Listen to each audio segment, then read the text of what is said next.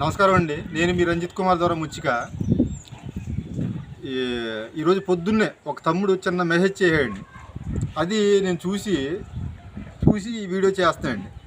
ఎలాగంటే అందులో 1000 గోవులు ఉన్నా సరే దూడ తన తల్లి దగ్గరకు వెతుక్కుంటూ వెళ్తుందటండి.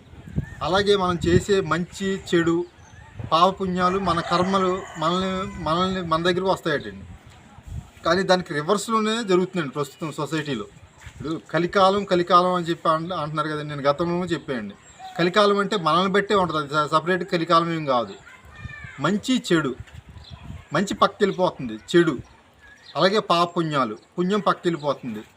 పాపం అంటే చెడ్డ పనులు పాపం చేసిన వాళ్ళకే బాగుంటున్నాయండి రోజులు. ఇంకా కర్మ దీంట్లో ఈ సామెతలో చెప్పిన ప్రకారం ఎక్కడ జరుగుతుందండి అంటే, మంచి చేసిన వాళ్ళకి పుణ్యాలు చేసిన వాళ్ళకి మాత్రం ఎప్పుడు వాళ్ళకి మంచోడు అందరికీ పుణ్యం చేశాడు మంచోడు అని చెప్పుకోవడమే తప్ప, కర్మలు వాళ్ళని ఏంటంటే మనం చెప్పుకుంటాం.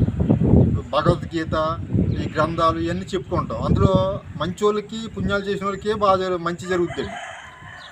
కానీ ప్రస్తుత రోజుల్లో ఈ చెడ్డ పనులు పాపం పనులు ఎటువంటి చేసిన వాళ్ళకే బాగుంటుందండి. ఇంకా కర్మ ఫలితం ఏంటండి అంటే, వాళ్ళకి రివర్స్లో కర్మ వాళ్ళకి తగవలసింది కూడా వీళ్ళకే తగులుతుందండి. కాబట్టి ఈ వీడియో ద్వారా నాకు కొంచెం చూసిన వెంటనే నాకు ఏంటో కొంచెం నవ్వు అనిపించిందండి. ఏంటంటే అది సామెతలు చెప్పిన ప్రకారం చెప్పినట్టు జరగట్లే. అంటే ఈ వీడియో చూసిన ఇప్పుడు ప్రజలు మారాలంటాను నేను. అలాగే ఈ వీడియో చేసినంత మాత్రం ఈ సామెత నేను రివర్స్ అయిపోద్దని నేను అనట్లేదండి. కాకపోతే సొసైటీ తీరు ఎలాగ ఉంది అని నేను చెప్తున్నాయండి.